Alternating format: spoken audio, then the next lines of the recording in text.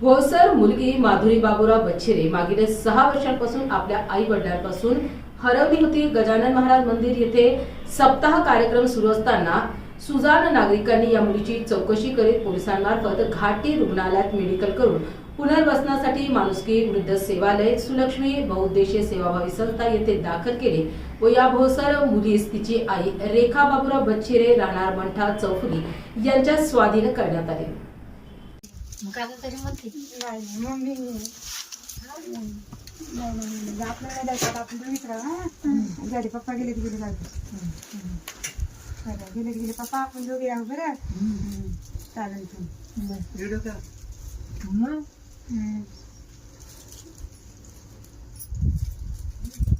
किती दिवसाच्या नंतर भेटली तू? 6 महिन्यानंतर हा 6 वर्षानंतर 6 वर्षानंतर आज भेटली.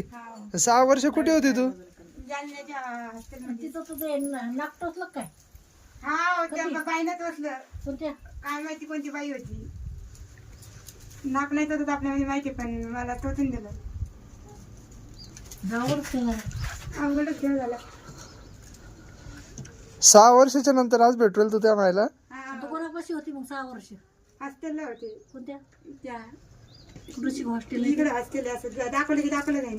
हॉस्टेल पाहावं लागेल ना मग उद्या जाऊ कुठं पाणी होणार. हा कुठं कुठं होती काय काय होती ते सांगा. हा मग आपण सगळे गाव हिंडू ते कुठं होती काय होती कोणता माणूस होता ते बी सांग.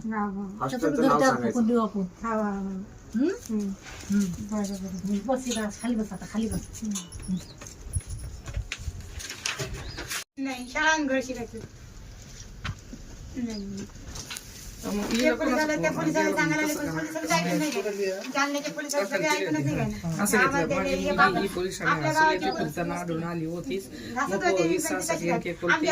मुलीस तात्पुरते निवारण दाखल केले होते. ते पोलिसाला सांगितले पप्पा वारले म्हणे हिंडायला लागली म्हणे वल्ल वल्ली तुला शेडायचं माणुसकी कशाला शोधते हो एकटी कुठं राहायचं आपल्या सेवालय